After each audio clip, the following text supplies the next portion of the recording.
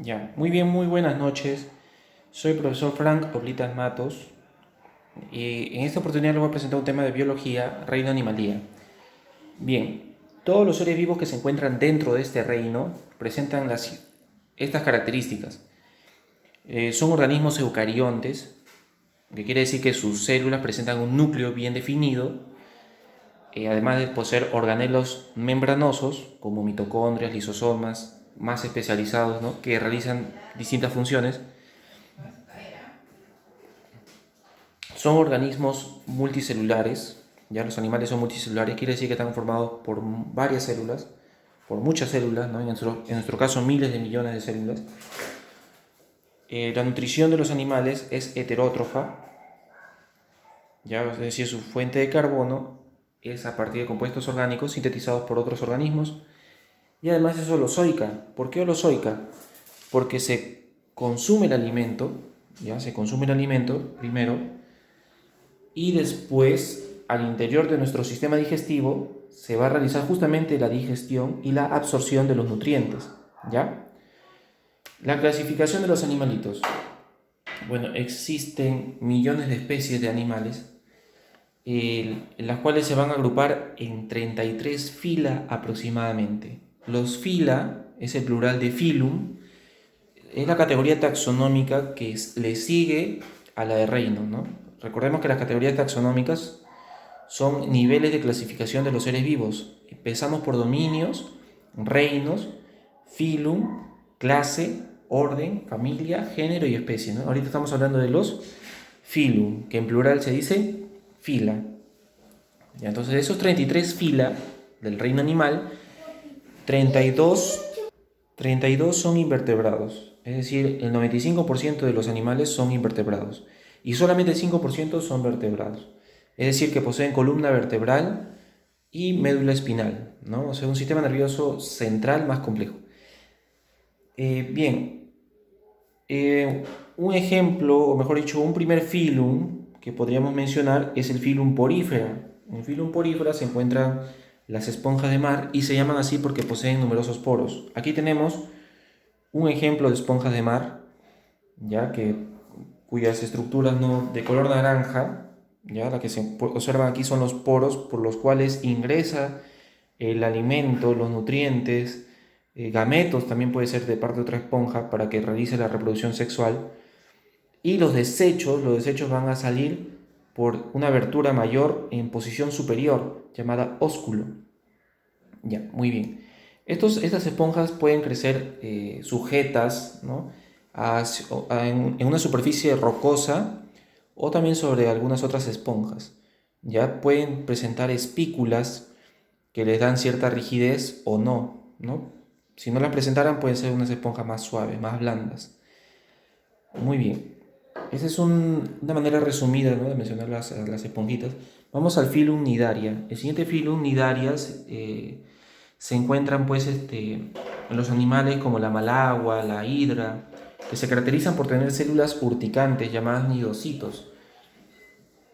En esos nidocitos se encuentra una estructura llamada nematocisto, la cual libera sustancias neurotóxicas que le sirven para atrapar a sus presas.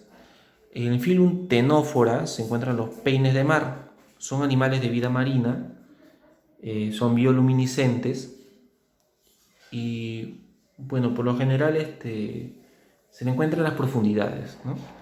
Tenemos al filum de los platyhelmintes, que significa gusanos planos, en los cuales tenemos tanto especies de vida libre como especies parásitas, ¿no? Hablando de las especies parásitas, tenemos tres clases, ¿no? Clases monogénea, tremátoda y céstoda. En la clase céstoda se encuentra esta especie, ¿no?, llamada la tenia o Taenia solium, ya también conocida como solitaria. Presenta las siguientes estructuras. Tenemos aquí en la parte superior, se encuentran unos ganchos, los cuales le permite sujetarse de las paredes del intestino delgado, que es donde se aloja en su vida adulta. Y luego tenemos aquí las ventosas. Ya estas ventosas le permiten absorber los nutrientes. ¿Ya? Entonces, la unión de los ganchos con las ventosas se van a encontrar en una estructura que parece una cabeza llamada escólix. Se continúa con un largo cuerpo que puede alcanzar varios metros en su etapa adulta, llamados proglótides, ¿no? En cada uno de estos segmentos, la tenia es capaz de realizar una reproducción sexual completa. Por eso se dice que la tenia es hermafrodita autosuficiente o hermafrodita completa. Muy bien, tenemos al filum rotífera, en el cual se encuentran los animales rueda. Son animales microscópicos, dulceacuícolas de vida libre, es decir, que no son parásitos en su gran mayoría. Tenemos aquí el filum nematoda, en el cual se encuentran los gusanos redondos.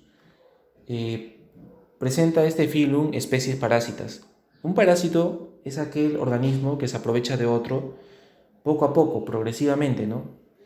Y en ocasiones le puede causar la muerte, ¿no? Pero por lo general no, porque si muere el hospedador, el parásito también se queda pues sin fuente de alimento, ¿no? Entonces, a no ser que pueda parasitar otro organismo, ya puede matar a su hospedador inicial. Tenemos aquí de ejemplo del filum nematoda al Ascaris lumbricoides. Es un gusano, ¿no?, en cuya especie la hembra es de mayor tamaño, ¿ya?, y el macho es el más pequeño. ¿Ya? Se aloja también en el tracto intestinal. Luego tenemos al filum de los anélidos. En el filum de los anélidos se encuentran los gusanos anillados. ¿Ya? Este filum se caracteriza justamente por eso, ¿no?, porque los gusanos que se encuentran ahí presentan anillos que en realidad, bueno, serían músculos circulares al interior. ¿Ya? Por ejemplo, aquí tenemos una lombriz de tierra que es de vida libre, que más bien es beneficiosa para la agricultura, para fertilizar la tierra, ya que libera gran cantidad de sales minerales luego de procesar compuestos orgánicos. Tiene también una estructura llamada clitelo que le permite tener una forma de apoyo para poder desplazarse por debajo de la tierra. Una especie parásita en el filum Annelida, un ejemplo de especie parásita sería la sanguijuela. Muy bien, pasamos rápidamente aquí al filum Mollusca. En el filum del Mollusca se encuentran animales de cuerpo blando. Por lo general, como tienen cuerpo blando, necesitan pues formar una concha calcárea con carbonato de calcio que les dé dureza y protección. Pero esto es opcional, ¿no? No todos los moluscos van a presentar concha calcárea. Tenemos tres clases, ¿no?, que podemos mencionar, tres clases principales. Clase de gasterópoda, ¿no?, en el cual se encuentra el caracol. Clase bivalva, que significa que posee dos valvas, dos conchas, como las ostras, los mejillones, los choros, ¿no?, la sopa de choros que habrán podido probar alguna vez. Ya, cefalópoda, tenemos la clase cefalópoda en la cual se encuentra el pulpo, el calamar, la sepia, el nautilus, ¿no? Son ejemplos de cefalópodos. Dentro de los moluscos, la clase de los cefalópodos son los más desarrollados a nivel nervioso y también poseen tres corazones, ¿no?, que serían pues característicos de esta clase. Continuamos con filum artrópoda. En el filum artrópoda tenemos animales que se caracterizan por tener exoesqueleto quitinoso, quiere decir que su estructura de soporte se encuentra por fuera. Ya normalmente nosotros en los seres humanos, el esqueleto se encuentra en la parte interna, ¿ya?, recubierta por músculo, tejido conectivo y tejido epitelial, ¿ya? Pero en cambio, en el caso de los artrópodos, el esqueleto se encuentra en el exterior y está formado por quitina. ¿Ya? La quitina es un polisacárido de gran dureza y que les permite tener también bastante fuerza para poder levantar bastante peso, ¿no? Por ejemplo, 20 veces su peso en el caso de las hormigas, ¿no?, hasta 30 veces su peso en algunas especies.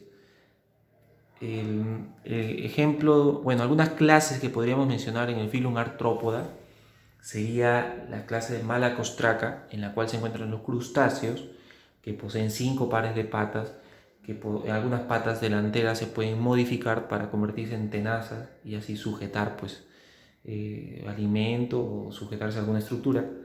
Ejemplos de crustáceos tenemos al cangrejo, al camarón, a los langostinos, al krill, que son como camarones pero microscópicos, entre otros, ¿no?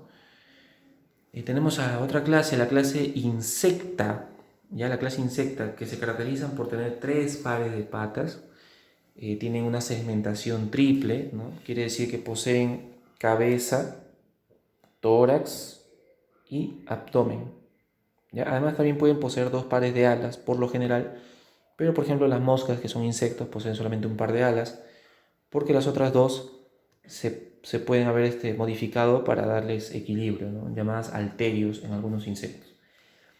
Aquí tenemos el escarabajo, otro ejemplo de insecto, la mariposa, otro ejemplo de insecto, piojo, pero aquí en el caso del piojo ya podemos mencionar que tiene una característica parásita, ¿no? Es un parásito externo, es decir, que bueno, va a alimentarse de otro organismo, por ejemplo un mamífero por lo general, pero no va a ingresar en su organismo, ¿ya? Posee en sus patas una especie de ganchos que le permite sujetarse con mayor fuerza. Luego tenemos por aquí a la chirimacha, o Triatoma infestans, ¿no? Este es su nombre científico. La chirimacha es un vector biológico de una enfermedad llamada mal de Chagas, producida por un protozoario llamado Trypanosoma cruzi. Este protozoario viaja al interior de la chirimacha, por eso que se dice que es un vector biológico. Cuando el patógeno viaja al exterior del vector, este sería un vector mecánico, como por ejemplo la mosca. La mosca puede transportar la bacteria de la tuberculosis, ya, al bacilo de Koch, en sus patas. Entonces, como no está dentro de la mosca, sino en sus patas, es un vector mecánico. Cuando el patógeno se encuentra dentro, es un vector biológico. Muy bien, y aquí tenemos al zancudo. El zancudo, bueno, puede transmitir enfermedades virales como Zika, dengue, chikungunya, ¿no? Muy bien, por aquí continuamos. Tenemos a la clase arácnida. Ya en la clase arácnida se encuentran los ácaros, arañas, garrapatas. La segmentación es doble. Ya solamente encontraríamos cefalotórax y abdomen, ¿no? Es decir, la cabeza y el tórax que podemos observar en un insecto, cabeza y tórax. En caso de una araña no hay división, es como que estuviera soldado y por eso se llama cefalotórax. Ejemplo de arácnidos, tenemos a los ácaros, a las arañas, a la garrapata, a los escorpiones. Tenemos aquí otro filum, un filum equinodermata. El filum equinodermata, en los equinodermos, ¿no? Significa equino, púas, y dermata viene de piel con púas, o tejido superficial con púas. Se encuentra aquí la estrella de mar, el erizo de mar, ¿no? Tienen simetría radial. Esa sería una característica de este filum, además de las púas que le mencioné. Seguimos con el filum de los hemicordados. En el filum de los hemicordados, bueno, son animales marinos, presentan, por ejemplo, un lóbulo preoral o probóscide, un collar y un tronco, ya de mayor longitud. Se alimentan de restos marinos, ya, y por ejemplo aquí tenemos un balanoglos, que significa lengua de bellota, ¿no? Ahí está, porque tiene una lengua un poco alargada, ¿no? En ocasiones se puede ensanchar. Tenemos otro filum, el filum cordata. En el filum cordata se encuentran los cordados, ¿no? Es decir, aquellos animales que poseen notocorda, que es una estructura de soporte que le permite tener mayor estabilidad y además protege otras estructuras nerviosas. Tenemos el subfilum urocordata, quiere decir notocorda aproximadamente en la cola, como por ejemplo los tunicados, ¿ya? Los urocordados son llamados también tunicados o asirias. Tenemos al subfilum cefalocordata, en cual tenemos al anfioxo, que tiene, bueno, 2 extremos, ¿no? Ya se podría hablar más adelante de un anfioxo. Y tenemos al subfilum vertebrata, ¿no? El subfilum vertebrata o de los vertebrados, tenemos 5 clases, ya 5 clases características: los peces, anfibios, reptiles, aves y mamíferos. Aquí, o sea, dentro del filum cordata, recién hay un subfilum llamado vertebrata. Es decir, aquí recién se encuentran los vertebrados, los mamíferos, mira, nosotros. Quiere decir que todo lo demás que hemos visto, todo lo demás filum y clases que hemos visto, son invertebrados, ya que son la gran mayoría. Por ejemplo, solamente en la clase de los insectos hay más de 1 millón de especies. Ya los insectos son la clase con mayor éxito evolutivo, por decirlo así, o de diversificación evolutiva, porque son muy variados. Bien, dentro de los peces tenemos peces óseos, ya por ejemplo como el atún, el pejerrey, la corvina, ¿no? Y tenemos a los peces cartilaginosos, como el tiburón, la mantarraya. Tenemos a los anfibios, cuya primera etapa de vida la desarrollan en agua, la fase de renacuajo, y en la fase adulta pueden tener ya una vida terrestre parcial, ¿no? Pero tienen que estar de todas maneras en zonas húmedas, como las ranas y los sapos. Luego tenemos a los reptiles. En los reptiles se encuentra el cocodrilo, la tortuga, ¿no? Tienen una piel más áspera, más gruesa, que les permite pues habitar zonas más secas, ¿no? No necesitan de agua, por lo general viven cerca al agua, pero pueden soportar también varias horas e incluso días fuera del agua. También los anfibios no. Su piel es húmeda y más delgada. Luego tenemos a las aves, ya, bueno, que ya poseen otras características, ¿no? Pueden volar en algunos casos y en otros no, como el caso del avestruz. Tenemos al cóndor, aquí se encuentra el gallito de las rocas, ave nacional. Tenemos por aquí a los mamíferos. En el caso de los mamíferos, bueno, justamente se caracterizan por eso, ¿no? Por alimentarse mediante glándulas mamarias, ¿no? Por lo general la madre pues cuida de las crías por un tiempo prolongado, ¿no? Para aumentar sus posibilidades de supervivencia. Por ejemplo, aquí tenemos al oso panda, al gato, pericote, un ser humano, ¿ya? Muy bien, algunas especies pueden estar amenazadas por los cambios climáticos, por la excesiva caza, por la extensión de las zonas urbanas y la reducción de sus hábitats naturales. Por ese motivo, a nivel nacional se han establecido áreas que sean protegidas a fin de preservar la mayor cantidad de especies que pueden ser útiles para la humanidad, que son útiles para la humanidad y para el equilibrio ecológico. Bien, esas áreas naturales se llaman, por ejemplo, reservas nacionales, santuarios nacionales, parques nacionales. Y dentro de esos parques nacionales, santuarios y reservas, hay una clasificación de los seres vivos que están amenazados, ¿no? Tenemos, por ejemplo, las especies en situación vulnerable, que son aquellas que tienen un número aún considerable de individuos, pero de continuar la caza, la pesca indiscriminada, la destrucción de los hábitats, pueden verse muy pronto en peligro de extinción, ¿no? Ejemplos de especies en situación vulnerable son el frailecillo, el machín negro. El frailecillo es el que está en la imagen, ¿no? Aquí, el frailecillo. Parece un pingüino a lo lejos. El machín negro, el machín blanco, ¿ya? El armadillo gigante, ¿no? La vicuña, el gallito de las rocas, el pelícano, la tortuga charapita, ¿no? La tortuga charapa que a veces se comercia bastante, ¿no? Por su atractivo, ¿no? Y por su tamañito más manejable, pero en realidad no debemos fomentar eso porque está en situación vulnerable.